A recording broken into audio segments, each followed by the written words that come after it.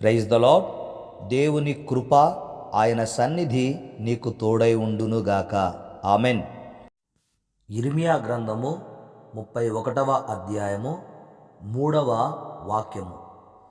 శాశ్వతమైన ప్రేమతో నేను నిన్ను ప్రేమించుచున్నాను గనుక విడువక నీ ఎడల కృపచూపుచున్నాను. దేవునికి స్తోత్రం.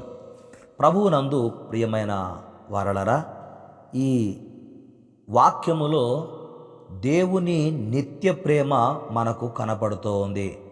దేవుని ప్రజలను గురించి దేవుడు తనను తాను, తన ప్రేమను, తన కృపను ప్రకటిస్తూ ఉన్నాడు.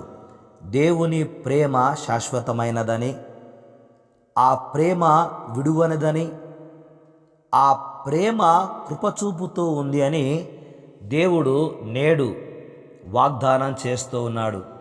గనుక శాశ్వతమైన ప్రేమతో నేను నిన్ను ప్రేమించుచున్నాను గనుక విడువక నీ ఎడల కృపచూపుచున్నాను అని దేవుని ప్రజలను గురించి, ఆనాడు ఇశ్రాయేలు ఆ దేవుని ప్రజలను గురించి ప్రకటించాడు. కనుక దేవుడు తన ప్రజల ఎడల జాలిపడేవాడని, తన శాశ్వతమైన ప్రేమ తన ప్రజలకు వర్తిస్తూ ఉంది అని దేవుడు తెలియచేస్తూ ఉన్నాడు. ఈనాడు యేసు క్రీస్తును మనము సొంత రక్షకునిగా, దేవుని కుమారునిగా, దేవునిగా ఆయనను మనము అంగీకరించాము. అంగీకరించిన ఆ కారణము చేత దేవుని యొక్క శాశ్వతమైన ప్రేమకు నీవు అర్హుడవు, అర్హురాలవయ్యావు.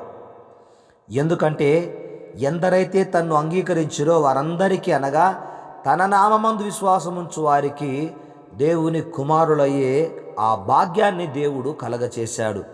ఈరోజు నీవు దేవుని కుమారుడవు, దేవుని కుమార్తెవు గనక ఆయన ప్రేమను నువ్వు పొందుకోగలిగావు. ఎందుకంటే ఈ లోకములో ప్రేమలు శాశ్వతము కాదని దేవునికి తెలుసు. అది మనకు కూడా తెలుసు. ఈ లోకములో మనలను ప్రేమించేవారున్నారు, మన ప్రేమను పొందేవారున్నారు. కానీ ఈ లోక ప్రేమ శాశ్వతమైనది కాదు. ఎందుకంటే ఈ లోకములో ప్రేమించేవారు శాశ్వతము కాదు గనక వారి ప్రేమ కూడా శాశ్వతము కాదు. కనుక శాశ్వతమైనటువంటి ప్రేమ ఆ యేసయ్య మాత్రమే మనకు ఇవ్వగలడు. ఆయన ఆ ప్రేమను పంచి ఉన్నాడు. ఎందుకంటే ఆయన యుగయుగాలు జీవించువాడు గనుక ప్రభువునందు ప్రియమైన కుమారుడా, కుమార్తె, ఆ దేవుడు సజీవుడు గనక శాశ్వతమైన రాజ్యములో నిత్యము ఉంటున్నాడు గనుక ఆ శాశ్వతమైన ప్రేమను నీకు పంచాడు. నిన్ను ప్రేమిస్తూ ఉన్నాడు గనక విడువక నీ ఎడల ఆయన కృప చూపుతూ ఉన్నాడు. విడువక అనే మాట జ్ఞాపకం చేసుకోవాలి.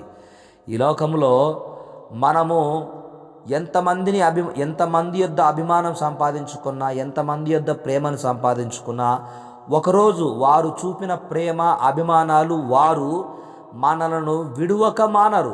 కానీ మన యేసయ్య మన నీడైన మనలను విడిచిపెడుతుందేమో, కానీ ఆ యేసయ్య ప్రేమ, ఆయన కృప మనలను ఎన్నడూ విడిచిపెట్టదు.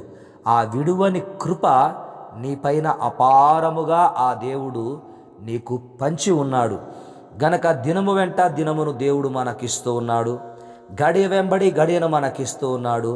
మన పనులలో, మన ప్రయాణాలలో, మన ప్రతికూల పరిస్థితులలో మనల్ని విడువక ప్రేమిస్తున్నాడు. మనపై కృప చూపుతూ ఉన్నాడు. ఆ కృపకు నీవు పాత్రుడవు, పాత్రురాలవయ్యావు.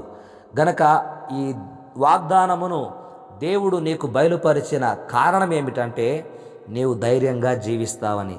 నన్ను ప్రేమించేవారు లేరు, నన్ను విడిచిపెట్టేవారు ఉన్నారేమో అని నువ్వు ఆందోళన చెందకుండా, ఎవరు ప్రేమించినా ప్రేమించకపోయినా యేసయ్య నిన్ను ప్రేమిస్తున్నాడు అన్నది జ్ఞాపకం చేసుకోవాలి.